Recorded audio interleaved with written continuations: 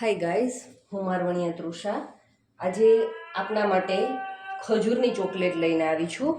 એકદમ healthy plus tasty. મારા બાળકો ઘણા દિવસથી ચોકલેટની ડિમાન્ડ કરતા હતા, તો મેં વિચાર્યું ચાલો હેલ્ધી બી બનાવું. તો એમના માટે મેં ખજૂર લીધો છે, 7-8 નંગ જેટલો ખજૂર છે, પ્લસ માવો છે, મોડો માવો જ છે ગાયનો, અને ડ્રાય ફ્રૂટ લીધા છે. એની અંદર બદામ છે, પિસ્તા છે, કાજુ છે, અને 1 ચમચી જેટલી ખાંડ લીધી છે, અને થોડું પાણી છે, અને આની અંદર અડધી ટીસ્પૂન જેટલું ઘી લીધું છે. અને 2 ચોકલેટ મેં ઉપયોગમાં લીધી છે, એક છે વ્હાઇટ ચોકલેટ અને એક છે બ્રાઉન ચોકલેટ. હવે એ બંનેને મેં ડબલ બોઇલમાં બોઇલ કરી અને રેડી જ રાખી છે. તો હવે આપણે સૌપ્રથમ તો શું કરીશું કે આપણી પાસે જે કઢાઈ છે એને ગેસ ઉપર ચડાવી એની અંદર અડધી ટીસ્પૂન જેટલું આપણે ઘી લીધું છે. એમની અંદર આપણા જે ડ્રાય ફ્રૂટ્સ છે એમને એડ કરીશું અને એમને સાંતળવાના છે. એને ક્રિસ્પી થઈ જાય એટલે આપણે એમને સાંતળવાના છે. તો હવે એને સાવ સ્લો ફ્લેમ પર જ ધીમે ધીમે એમને રોસ્ટ કરશું અને એમનો કલર છે એ ચેન્જ થવા દેવાનો છે. તો આપણા ડ્રાય ફ્રૂટ છે એ સંતળાય છે.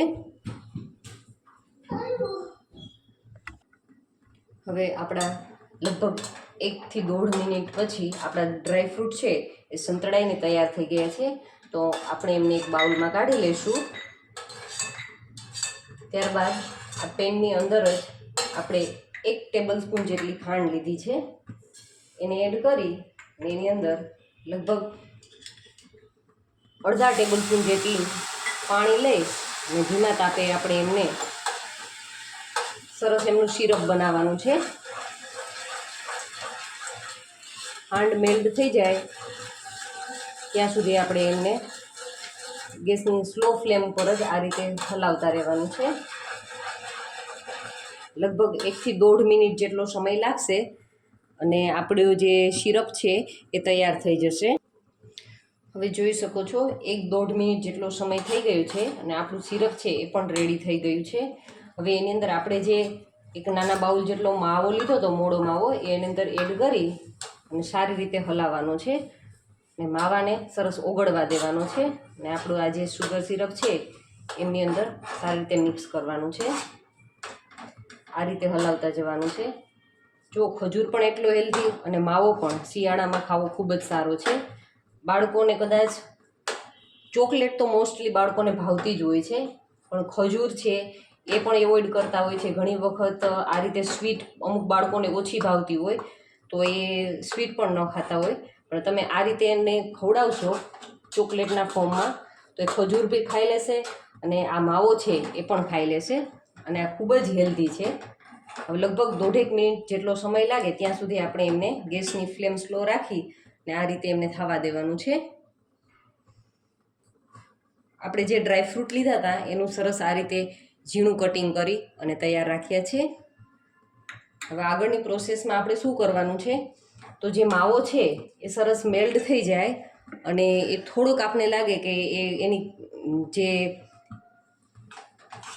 આ રીતનું જે એનું તૈયાર થઈ જાય બેટર છે એ આ રીતે તૈયાર થઈ જાય ત્યાં સુધી આપણે ગેસની સ્લો ફ્લેમ ઉપર રાખવાનું છે. લગભગ 1.5 મિનિટ થવા દેશું. હવે લગભગ 1.5 થી 2 મિનિટ જેટલો સમય લાગ્યો. ત્યારબાદ તમે જુઓ કે આને હલાવીએ તો એ આપણો હાથ છે એને જકડતું હોય એવી રીતનું બેટર કરવાનું છે. જુઓ આ રીતે તૈયાર થઈ જાય ત્યારબાદ આપણે જે ડ્રાય ફ્રૂટ્સ લીધા હતા એ ડ્રાય ફ્રૂટ્સને આની અંદર એડ કરીશું ને આ માવાને આપણે એકદમ ઠંડો થવા દેવાનો છે. ને ઠંડો થાય ત્યાર પછી આપણે એને જેવી રીતે મરચાં ભરતા હોય, આપણે ભરેલા મરચાં કરીએ અને કેવી રીતે મરચાં ભરીએ છીએ સેમ એ જ પ્રોસેસથી આપણે ખજૂરના ઠળિયા અને પેલા દાંડલા કાઢી ને આ રીતે હાફ કટ કરી અને તૈયાર રાખ્યા છે. તો એની અંદર છે એ ઠંડો થઈ ગયા ત્યારબાદ જ આ માવો છે એ એની અંદર ભરવાનો છે. તો આપણે માવાને ઠંડો થવા માટે રાખીશું. હવે જુઓ મિત્રો, આપણો માવો છે એકદમ સરસ ઠંડો થઈ ગયો છે અને આ રીતની સરસ લચકા પડતું એનું તૈયાર થઈ ગયું છે બેટર. તો હવે એમને આપણે આ ખજૂરને જે આ રીતે કાપા કર્યા હતા એમની અંદર આ એને ફિલિંગ ભરીશું. આ રીતે ભરી ને પ્રેસ કરતા જઈ ને એક પ્લેટની અંદર રાખતા જઈશું. જો મિત્રો તમને મારો વિડીયો ગમતો હોય તો લાઈક, શેર અને સબસ્ક્રાઈબ જરૂરથી કરજો, જેથી કરી ને મારા નવા વિડીયો છે તમારા સુધી પહોંચતા રહે. અને બેલ આઇકનને ખાસ પ્રેસ કરજો, જેથી કરીને નોટિફિકેશન સૌથી પહેલાં તમારા મોબાઈલની અંદર પહોંચી જાય. કદાચ કોઈએ આવું ખજૂરનું ચોકલેટ મારા અંદાજ મુજબ ટ્રાય નહીં કરી હોય તો તમે એકવાર જરૂરથી ટ્રાય કરજો અને મને કમેન્ટ પણ કરજો કે તમને આપણો આઈડિયા છે એ કેવો લાગ્યો. આ રીતે આપણે બધા જ ખજૂરને ભરી લેવાના છે.